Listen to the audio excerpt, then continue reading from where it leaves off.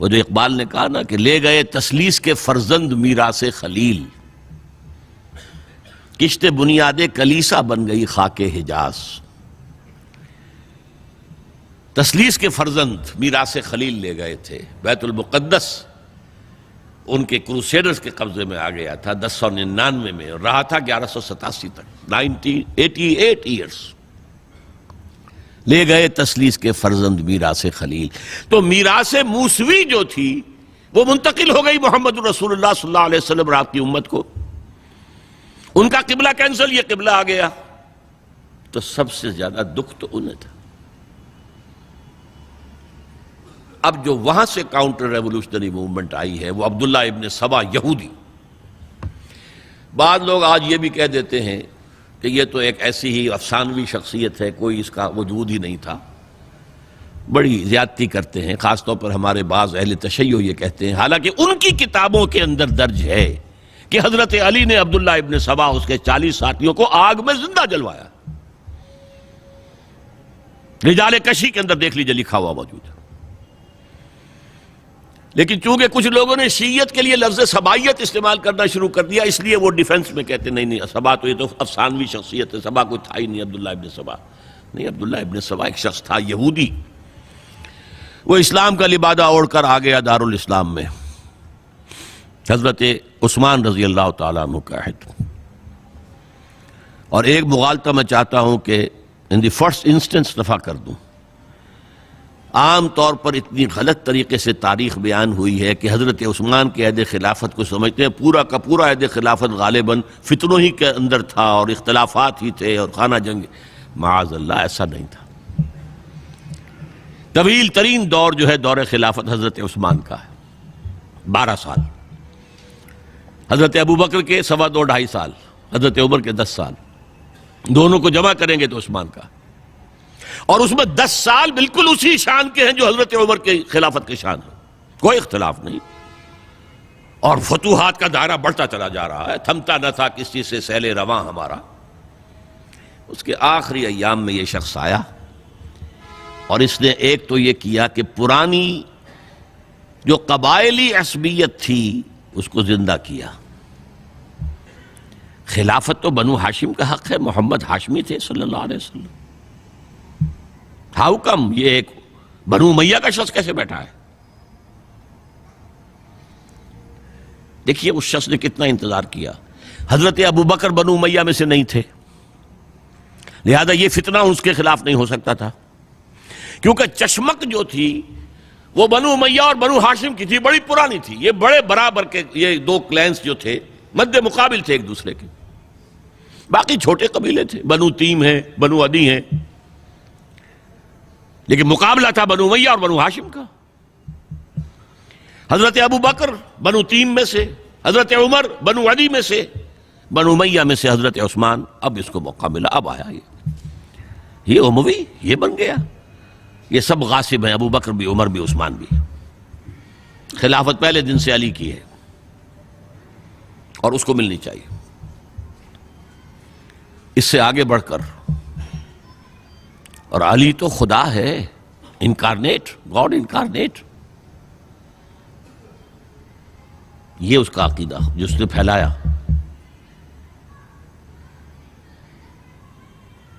یوں سمجھئے ایک شخص نے حضرت عیسیٰ کے دین کو زیرو کر دیا تھا۔ لوگ مانتے نہیں کہ ایک شخص اتنا کچھ کر سکتا ہے۔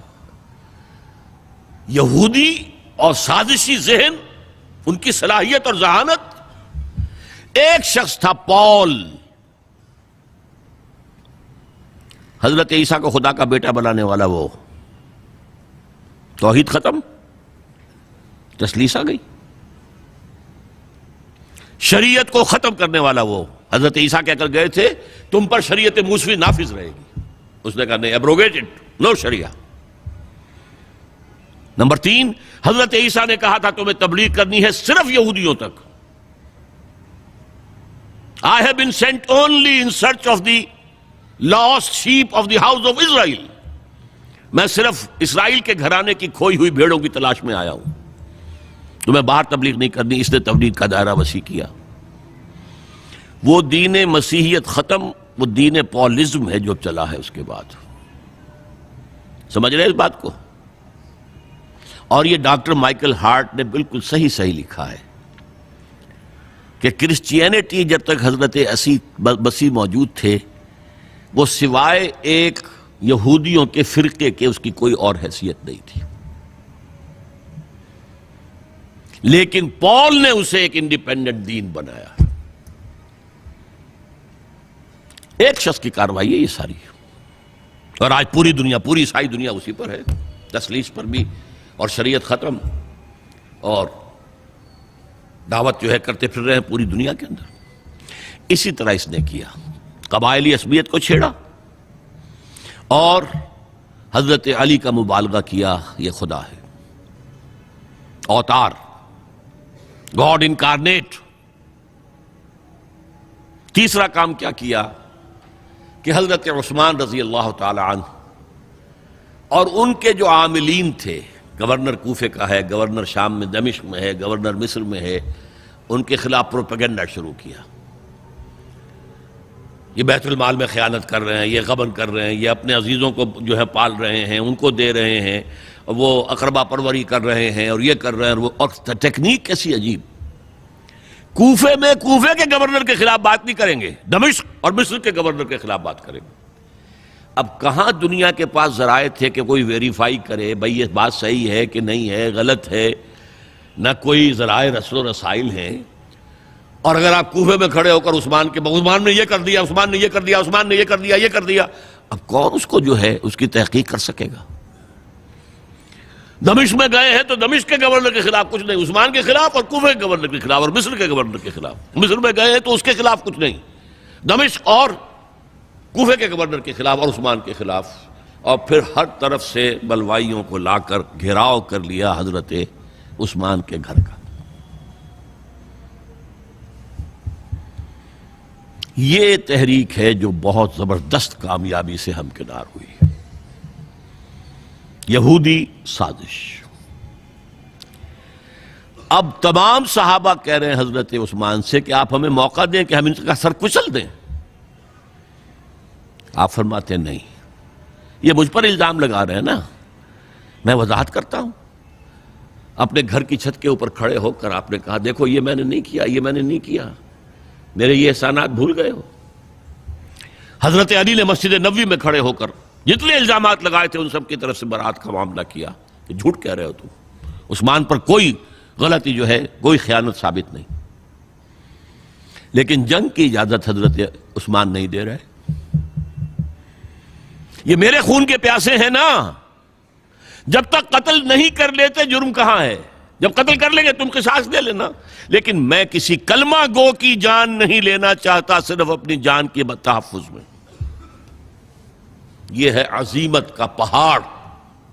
لوگ کہتے ہیں کمزور تھے، جان بچانے کے لیے تو آدمی پتہ نہیں کیا کچھ کر بیٹھتا، اور طاقت ہو تو طاقت کو کیسے استعمال کرے گا. حضرت امیر معاویہ کی طرف سے پیغام پر پیغام آ رہے ہیں کہ آپ ہمیں اجازت دیں میں فوجیں بھیجوں اور ان کا قلع کما کر دیا جائے. حضرت عمرو بن العاص کا پیغام آ رہا ہے مصر سے، آپ ہمیں اجازت دیں. طلحہ، زبیر، علی اجازت مانگ رہے ہیں مدینے کے اندر، آپ اجازت دیں کہ ہم جنگ کریں ان سے. نہیں. آخر کار حضرت علی نے دونوں بیٹوں کو، حضرات حسنین، حضرت حسن، حضرت حسین، دروازے پر کھڑا کر دیا. پہرے دار حضرت عثمان کے، حضرت حسن، حضرت حسین، کہ کوئی گھر میں داخل نہ ہونے پائے. پچھواڑے سے آئے ہیں اور شہید کیا ہے. میرے نزدیک تاریخ کی مظلوم ترین شہادت بمانی مقتول فی سبیل اللہ وہ حضرت عثمان ہے. بلکہ میں جرات کر رہا ہوں ذرا، آپ کو معلوم ہے علامہ اقبال سے مجھے کتنا تعلق قلبی ہے. میں نے ان کے ایک شعر میں ترمیم کی ہے، میں سمجھتا ہوں انہوں نے صحیح نہیں کہا. غریب و سادہ اور رنگی ہے داستان حرم، نہایت اس کی حسین، ابتدا ہے اسماعیل.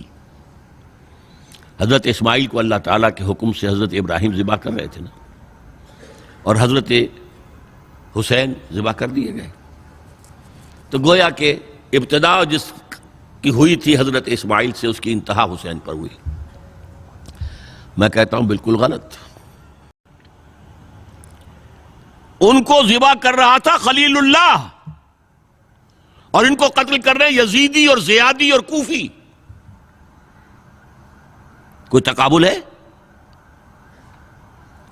وہ قتل نہیں ہوئے، یہ قتل ہو گئے۔ انہوں نے پیشانی خود رکھ دی۔ یہاں تو حضرت عثمان لڑتے ہوئے، حضرت حسین لڑتے ہوئے شہید ہوئے۔ کون سی چیز مشترک ہے؟ ایک مصرے میں جمع کر دیا ہے، صنعت لفظی تو آپ کہتے ہیں اس کو، لیکن کیا مشترک کیا چیز ہے؟ اور میں نے امید ہے علامہ اقبال سے ملاقات ہوگی اگر آخرت میں، تو وہ میری اس بات کو تسلیم کریں گے۔ میں نے اس شعر کا دوسرا جو مصرع ہے بدلا ہے، نہایت اس کی ہے عثمان، ابتدا حابیل۔ حابیل جنہوں نے کہا تھا بھائی جان آپ مجھے قتل کرنے کے لیے ہاتھ اٹھائیں گے تو میں اپنا ہاتھ نہیں اٹھاؤں گا آپ کو قتل کرنے کے لیے۔ عثمان نے کہا کہ میں نہیں کسی کو قتل کروں گا، کسی کلمہ گو کو، جو مجھے قتل کر دیں گے پھر ان سے قصاص لے لیں۔ عثمان کے پاس لاکھوں کی فوجیں، اسٹینڈنگ آرمیز، پھر بھی انہوں نے اپنی جان دے دی۔ حضرت حسین بہرحال جتنے بھی افراد تھے بہادری سے، شجاعت سے لڑتے ہوئے شہید ہوئے، اس میں کوئی شک نہیں، لیکن لڑتے ہوئے شہید ہوئے نا۔ حابیل کی طرح یہ تو نہیں کہا کہ تم مجھے کرتے ہو تو کر دو، میں تو تمہیں قتل نہیں کروں گا، نہیں۔ بہرحال یہ جو تھا فتنہ، اس کو کہا ہے اور اس کو کتاب میں لکھا گیا، باقاعدہ ایک تصنیف ہے، الفتنۃ الکبریٰ، عظیم ترین فتنہ، حضرت عثمان کی شہادت۔ اس وقت عبداللہ ابن سلام رضی اللہ تعالی عنہ ایک یہودی عالم دین تھے جو اسلام لے آئے تھے، انہوں نے کہا تھا لوگو ڈرو، عثمان کے خون کا نہ بہانا۔ میں جانتا ہوں تاریخ بنی اسرائیل کی، اگر کبھی کوئی نبی جو ہے اگر شہید کیا گیا تو 70,000 آدمی اس کے بعد مارے گئے اللہ تعالیٰ کی طرف سے، اور نبی کا اگر کوئی خلیفہ قتل کیا گیا تو 35,000 آدمی مارا گیا ہے۔ تو اگر تم نے عثمان کو قتل کر دیا تو یہ خون کے دریا جو ہیں پھر آ جائیں گے امت کے اندر، باز آ جاؤ، خدا کے لیے باز آ جاؤ۔ لیکن نہیں، بہرحال حضرت علی رضی اللہ تعالی عنہ نے بلایا عبداللہ ابن سبا کو اپنے ہاں۔ تم کہتے ہو کہ میں خدا ہوں؟ ہاں آپ خدا ہیں۔ توبہ کرتے ہو کہ نہیں؟ نہیں۔ میں تمہیں زندہ جلا دوں گا، جلا دو۔ تم خدا ہو، ہماری آزمائش کر رہے ہو۔ حضرت علی نے عبداللہ ابن سبا کو 40 ساتھیوں سمیت زندہ جلوایا، اور یہ سارا کچھ معاملہ جو ہے یہ میں نے آپ کو بتایا اہل تشیع کی کتابوں میں موجود ہے۔ بہرحال یہ فتنۃ الکبریٰ ہے، جس کا نتیجہ کیا نکلا ہے آپ اچھی طرح سمجھیے۔ وہ شہادت علی الناس کا جو سیلاب جا رہا تھا، جس کی شان کیا تھی، علامہ اقبال کے الفاظ میں، تھمتا نہ تھا کسی سے سیل رواں ہمارا۔ یہ جو سیل تھا کوئی روکنے والا تھا؟ 2 سپر پاورز تھیں اس وقت، ایران، روم۔ ایران کے چیتڑے ختم ٹوٹ گئے، روم کی 2 ٹانگیں ٹوٹ گئیں، اب کون روکنے والا تھا؟ یہ انٹرنل سیبوٹاج ہے۔ اس کے بعد جو باہمی خانہ جنگی شروع ہوئی ہے، 1 لاکھ مسلمان ایک دوسرے کی تلواروں اور نیزوں سے ختم ہو گئے۔